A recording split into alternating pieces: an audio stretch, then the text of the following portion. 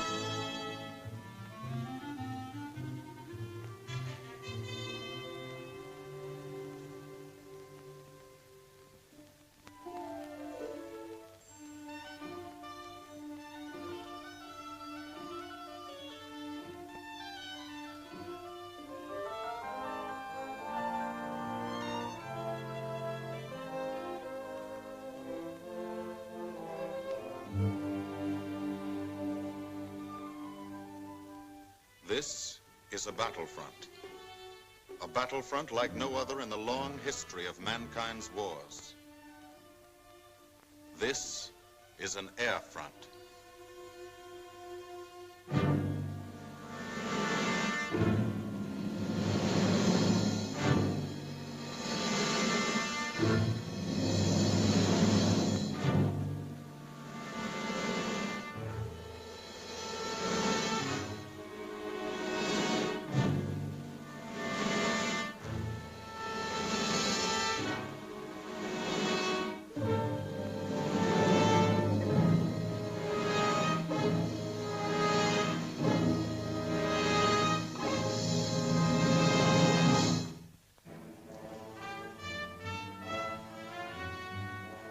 The working day begins, as it will end, with the ground crews, as much a part of the fortress as her wings.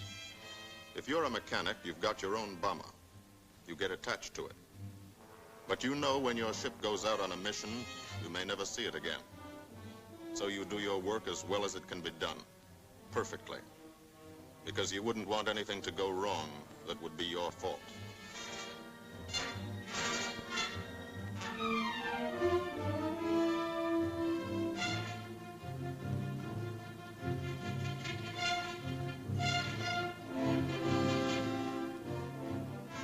Today, the bombs will be taken from these bomb dumps somewhere in England and delivered to specific points in Wilhelmshaven, Germany.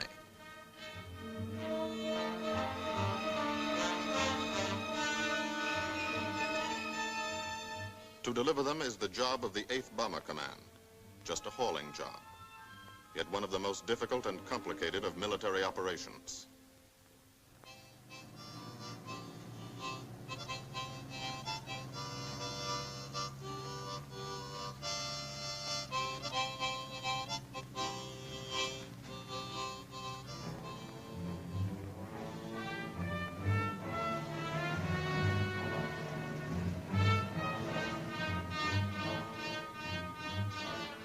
General-purpose demolition bombs.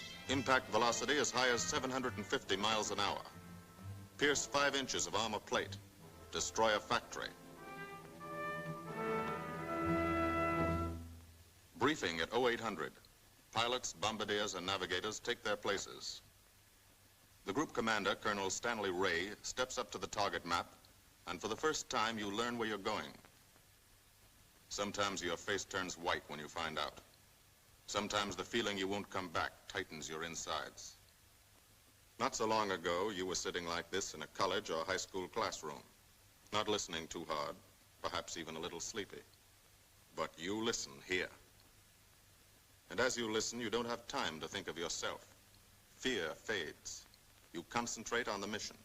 Type of formation, assembly point, 0 hour, route to target, weather, enemy fighters, enemy flak, route back home.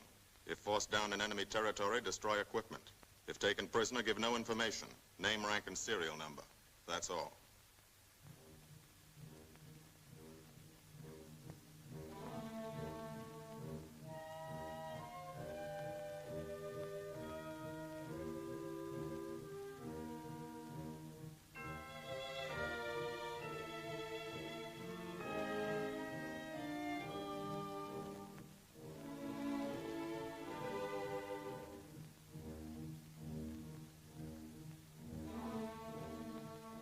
These are the passengers with one-way tickets.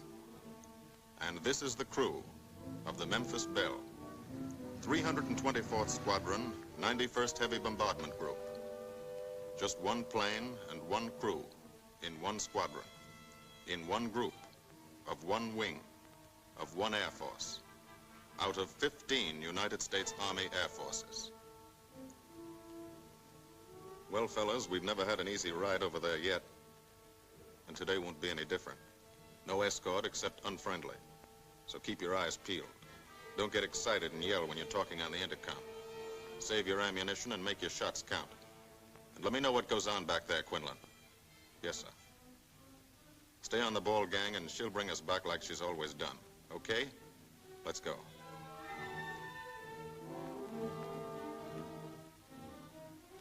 They have completed 24 missions. In this, the toughest theater of air war, the big league of sky fighting. Their experience is priceless.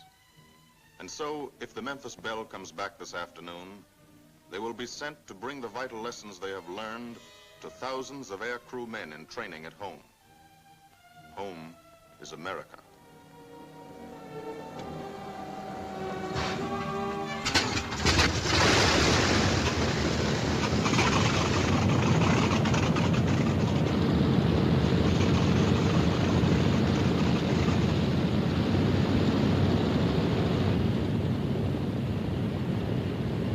This is a battlefront, like no other in this or any war. No monster armies, no booming cannon. Only the roaring engine sound of the bombers pounding through the quiet English countryside. This is an air front.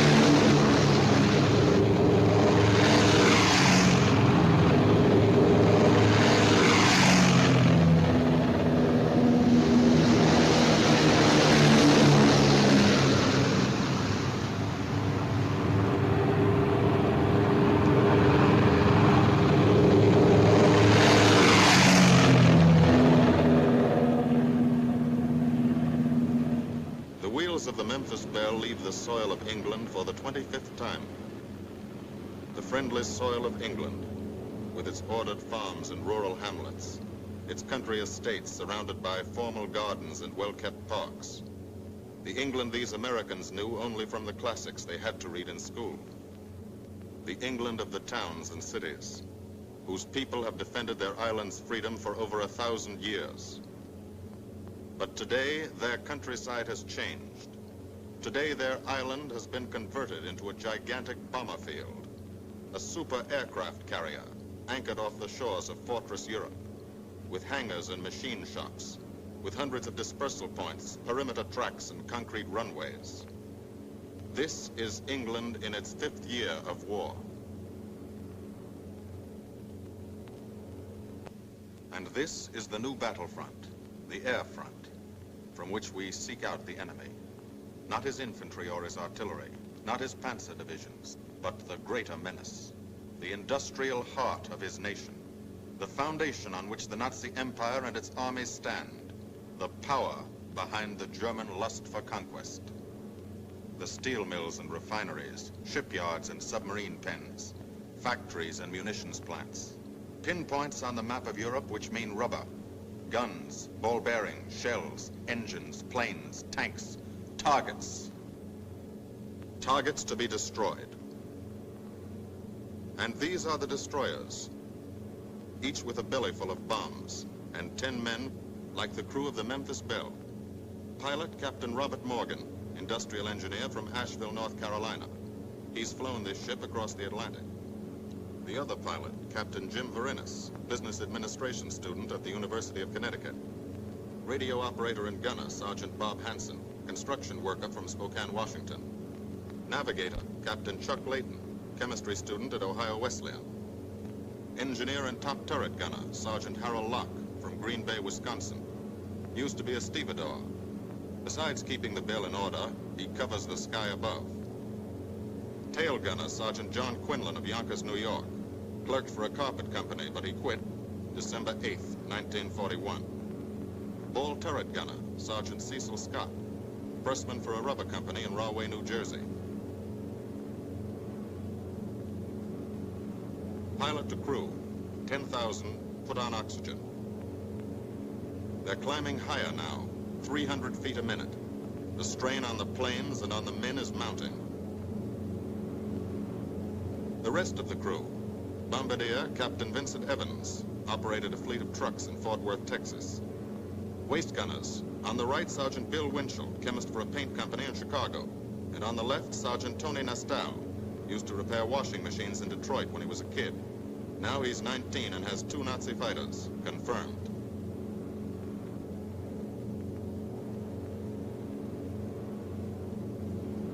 It takes all of a pilot's strength to keep a 30-ton fortress in tight formation. But the formation is the bomber's best defense against enemy fighters.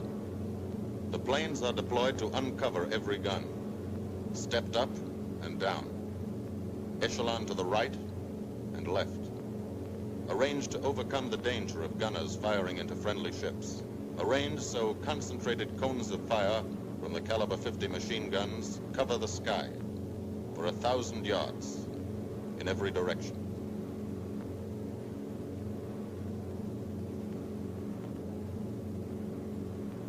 The friendly coast of England slips by below. It doesn't look like much now, but in a few hours when you come back, if you come back, this will be the most beautiful view in the world. Higher and higher, climbing to reach your best operational altitude, 25,000 feet, 5 miles straight up. So high you can't be seen from the ground with the naked eye. So high that after 1 minute without oxygen, you lose consciousness. After 20 minutes, you're dead.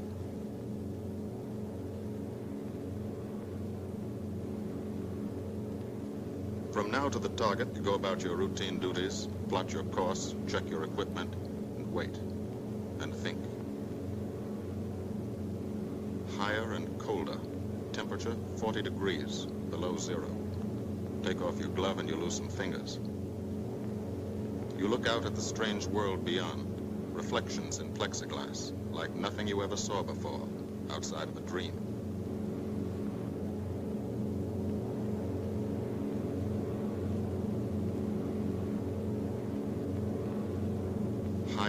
higher into the lifeless stratosphere until the exhaust of the engines mixing with the cold, thin air condenses and streams the heavens with vapor trails.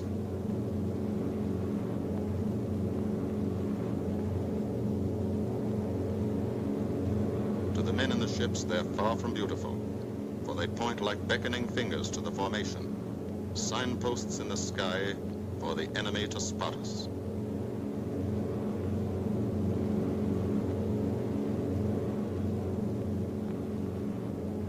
For these bombers to accomplish their mission, a plan is needed. Carefully worked out, timed to the minute. The job is to bomb Wilhelmshaven effectively and economically. The enemy is strong, skillful, determined to stop us. Here are his defenses. Airdromes, well dispersed. Each plane indicates a Staffel, or squadron of fighters. Heavy anti-aircraft, highly trained and accurate, all along the coast and defending his vital installations. Radar to warn him of our coming. Here is our plan to divide his defenses and weaken his opposition. At 13:30 hours, shortly after takeoff, 6 groups of planes will be heading toward the enemy coast from 6 directions. The Blue Force, 100 B-24 Liberator 4-engine bombers. The White Force, 300 B-17 Flying Fortresses. The Green Force, 300 B-17s with an escort of 6 squadrons of P-47 Thunderbolts. A force of B-26 Marauders, twin-engine medium bombers with 6 squadrons of RAF Spitfires escorting. Almost 1,000 planes and over 8,000 men in the air. The enemy alerts all his airdromes. But which is our main force? What are our targets? Where should the Nazi controllers send their fighters? It's our job to make them guess, and guess wrong. A half hour later, at 1400 hours, the Blue Force will be heading east across the North Sea with the White Force following. These enemy fighters are tied down, waiting to meet them, and will not be able to attack the Green Force. These fighters must come up to attack the Green Force, and thus will be no threat to the Blue and White Forces. The B-26s and Spitfires will bomb and strafe a key rail junction, diverting these 6 Staffeln and preventing the enemy from concentrating too many fighters on the Green Force, which is scheduled to bomb an aircraft factory at Hanover. At 14:30 hours, the Blue Force will threaten this entire coastal area of northwestern Germany. Which target will it be? Flensburg? The Kiel Canal? Or will it turn suddenly and bomb Hamburg, Wegesack, or Emden? Actually, it carries no bombs at all. It's a decoy and keeps the fighters from the northern area busy while the White Force, the main effort, heads for the submarine pens of Wilhelmshaven. At 1500 hours, while the White Force is over its target, only a fraction of the available German fighter strength of the area can intercept it. Because of the Blue Force diversion and the simultaneous bombing of Hanover by the Green Force. This is the plan of battle for today, drawn up by the Combined Operations Planning Committee and approved by the Commanding General. The White Force, lead group, low squadron. We've crossed the invisible line of enemy radar. The Hun is expecting us.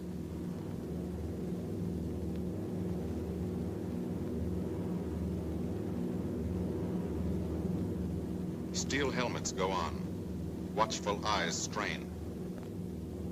Tight formations are held tighter still. Tense gunners more alert because here it comes. The enemy coast.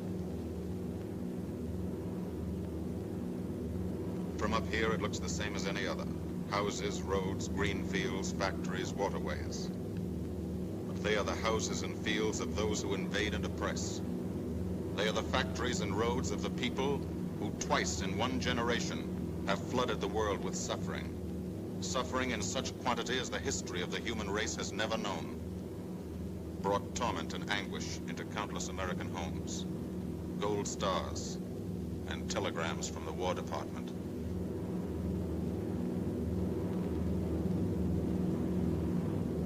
first flak. Just harmless-looking, silent puffs of smoke. Only each puff is a shell exploding, throwing shrapnel around the sky. Exactly the range. Accurate flak by radio prediction. 5 miles down, Nazi anti-aircraft batteries have calculated the altitude, speed, and course.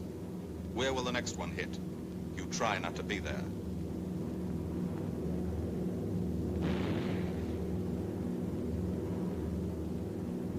The docks and submarine pens of Wilhelmshaven. Approach to the target starts. No smoke screen can protect it.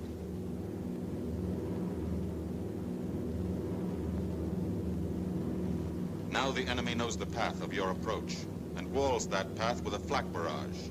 But you fly right through it. Flak so thick you can get out and walk on it.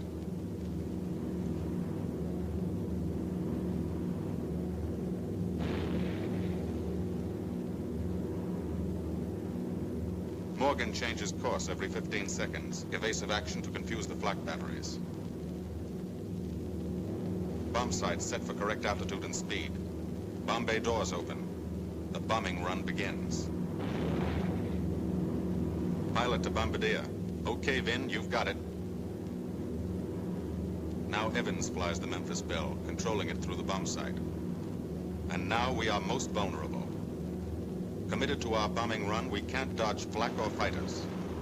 Here's the first.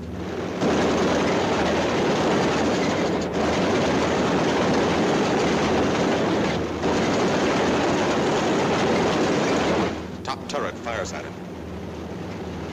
Evans must ignore the battle. Crosshairs lined up on target. Adjustments for wind drift made. 2 more fighters diving from 9 o'clock. Flak now has the range too. They've hit this fort, but he keeps on his bombing run.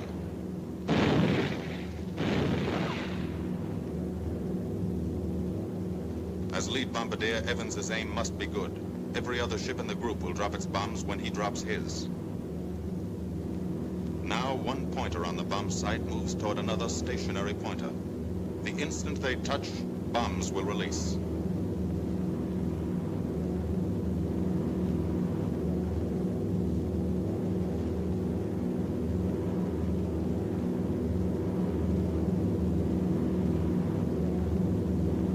They touch. Bombs away.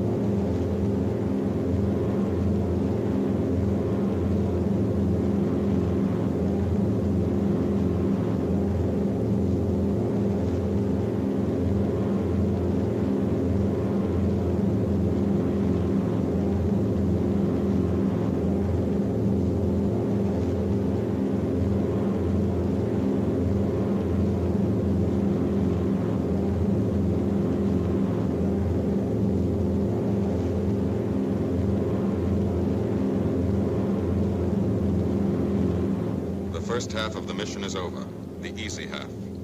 Now to get home.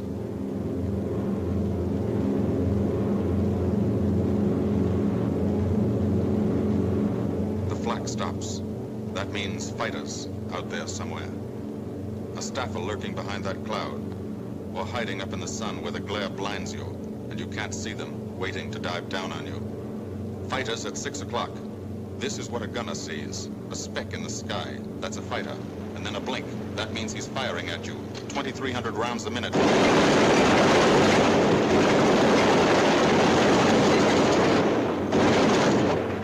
In a running battle, one of the most important instruments is the interphone. There's 4 of them. 1 o'clock high. They're coming around. Watch it.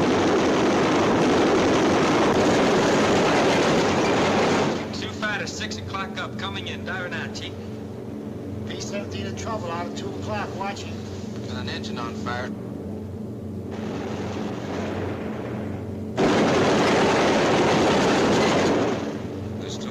through the 94th. 3 planes, 9 o'clock, coming around. Keep your eye on them, boy.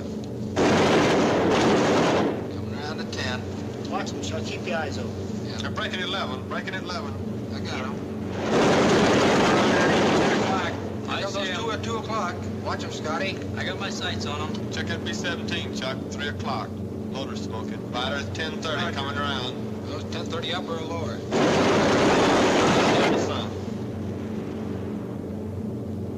B-17 out of control at 3 o'clock.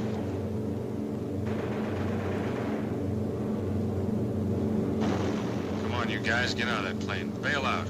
There's one. He come out of the bomb bay. Yeah, I see him. There's a tail gunner coming out. Watch out for fighters. Keep your eye on them, Bill. See any parachutes, Quinlan? 2 parachutes open. Flag at 9 o'clock. 8 men still in that B-17. Come on, Get out of there. There's 3 more chutes. Flak, 11 o'clock. Fighters, 6 ME o'clock. 109 at 3 o'clock. Keep after him, Winchell. I see him. I'm on him. Come on, use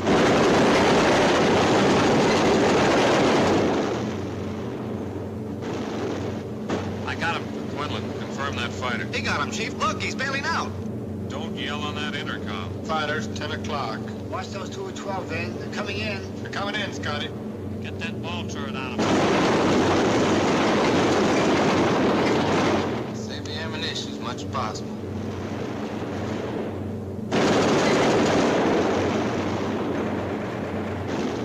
Watch that fighter coming in at 3 o'clock. He's coming in a half roll. Pull her up, Chief. Pull her up. Hurry.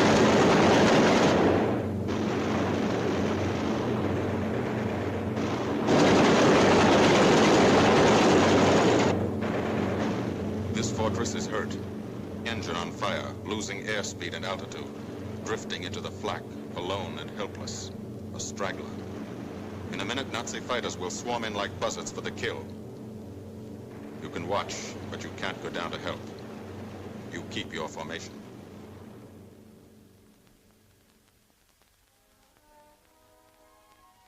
Here, too, the mission is being flown.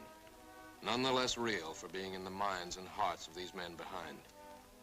Ask anybody who's been to a field in England, or anywhere else our bombers are based, and he'll tell you that there's drama here, too. Waiting to see who's coming back. To watch them, you might not realize how tense these ground crews are. But they are tense, and plenty worried. In Air Force talk, this waiting is known as sweating out the mission. These men know the flight plan. Their watches told them when the bombers were running into enemy flak, when they were over the target, when they left the enemy coast. And now their watches tell them the bombers should be nearing the field. Every ear strains for the first sound of the engines. And then somebody hears them. And somebody sees the first faint specks in the distant sky.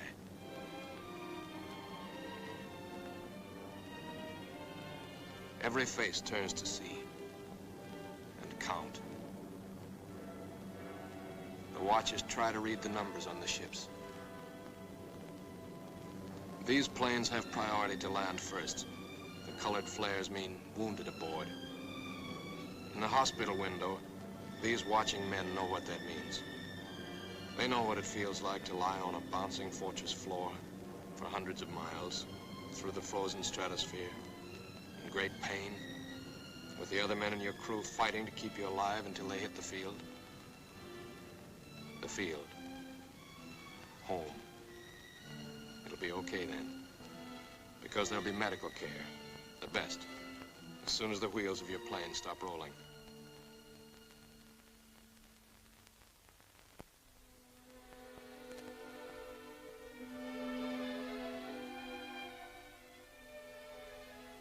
Head wound. Concussion. 20mm cannon shell exploded in his radio compartment. Shock.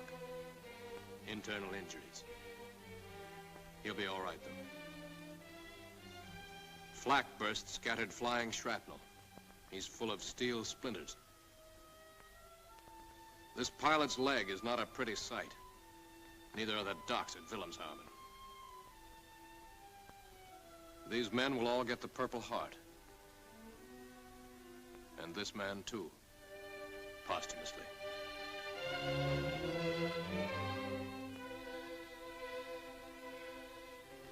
A transfusion right in the plane. This gunner is too weak to be moved. The new life-giving blood flowing into his veins might be the blood of a high school girl in Des Moines, a miner in Alabama, a movie star in Hollywood, or it might be your blood. Whosever it is, thanks. 36 planes left this field this morning.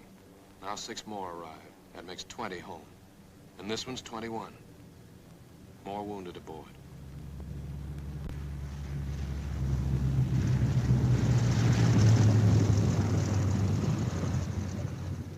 "22, coming in with his left inboard engine dead.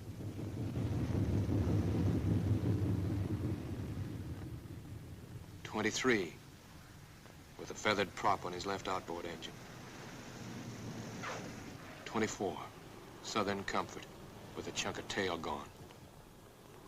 25, they flew home on their luck. 26, not a scratch. The control tower learns that 2 more landed at a British field to the south. 1 a crash landing, crew safe. That makes 28. 29. A rough landing, but her pilot's badly hurt. It's a wonder he brought her back at all. 29 planes back, so far. 29 out of 36. Our losses were heavy, but the enemy's were far heavier. We destroyed a German aircraft factory, a rail junction, submarine pens, docks and harbor installations. That's specific, known damage. But who can tell the number of German torpedoes that will not be fired, the number of our convoys that will get through now, the soldiers and seamen's lives that will be saved, or the battles that will be won instead of lost because of what these bombers and airmen did today.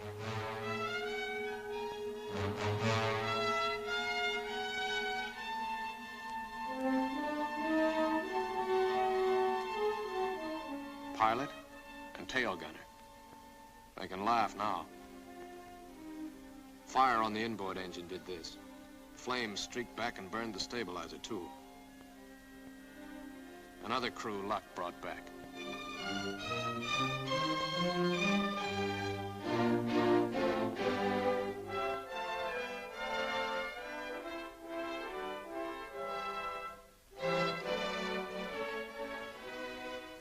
Here's old Belle. A pretty good airplane when it took off. Lost its nose, lost its navigator, bombardier wounded, top turret gunner and pilot hit, hydraulic system shot out, no brakes, no flaps, but old Belle came back.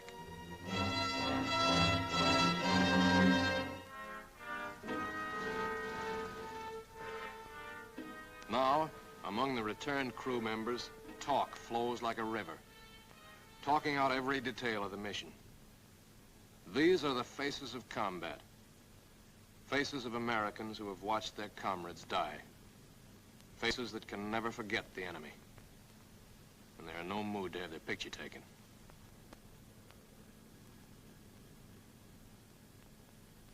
In the control tower, Colonel Ray, the group CO, is still watching and waiting. And then he spots the last flight. 3 more planes. And one of them is the ship everyone has been pulling for. The Memphis Belle. The last few miles of this trip have been a joyride. The strain is over. They can leave their guns now. Now they know they're going to go home. To Spokane, Green Bay, Asheville, Detroit, Chicago, Fort Worth, and Yonkers.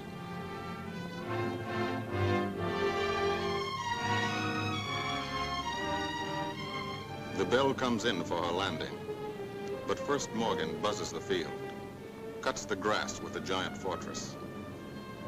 It's against the rules, but this is a special occasion.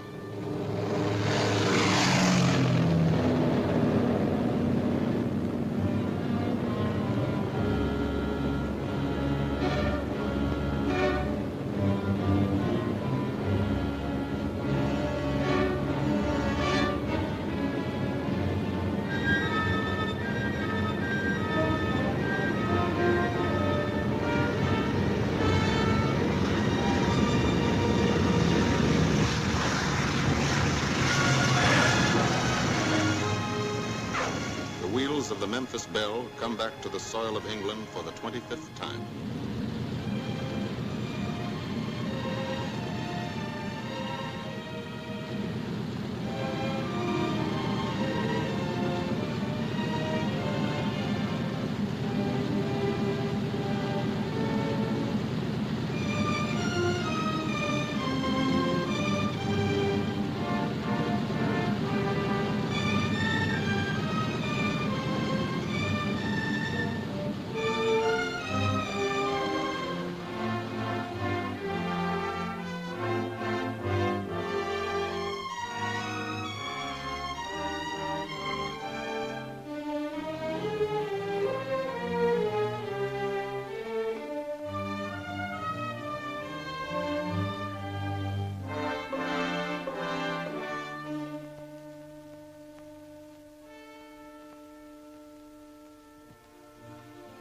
This is a day they will never forget.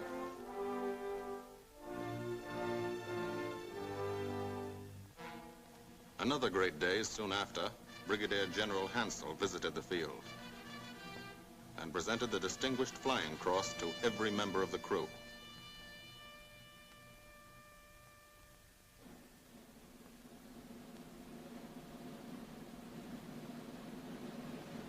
And then there was another day.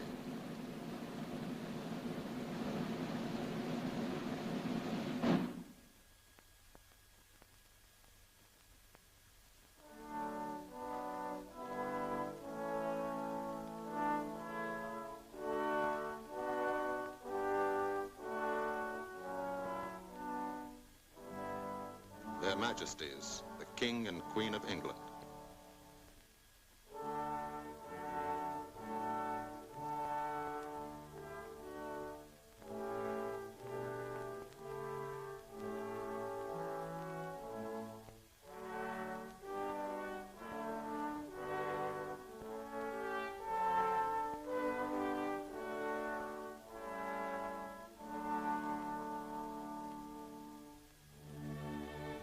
Johnny Quinlan never thought anything like this would happen to him when he left Yonkers.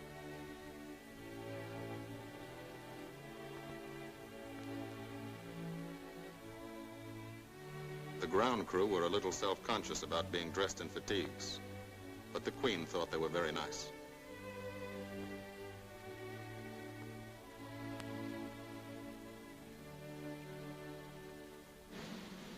Finally, two more visitors came. General Acre, commanding the 8th Air Force, and General Devers, U.S. commander of the European Theater. The Belle crew received them in flying clothes, as General Acre read the order for what he called their 26th and most important mission. Return to America to train new crews and to tell the people what we're doing here. To thank them for their help and support and tell them to keep it up so we can keep it up. So we can bomb the enemy again and again and again until he has had enough. And then we can all come home.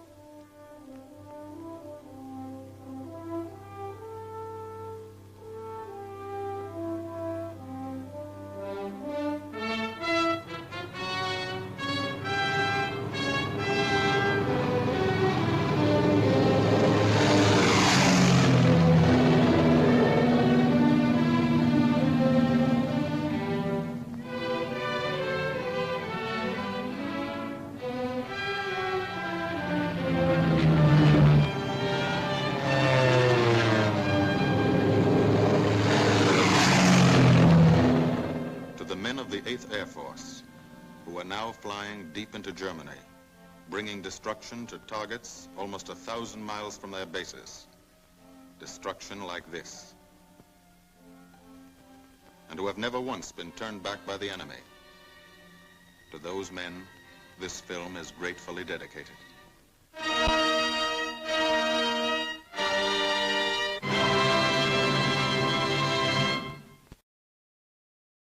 This has been a presentation of the Library of Congress. Visit us at loc.gov.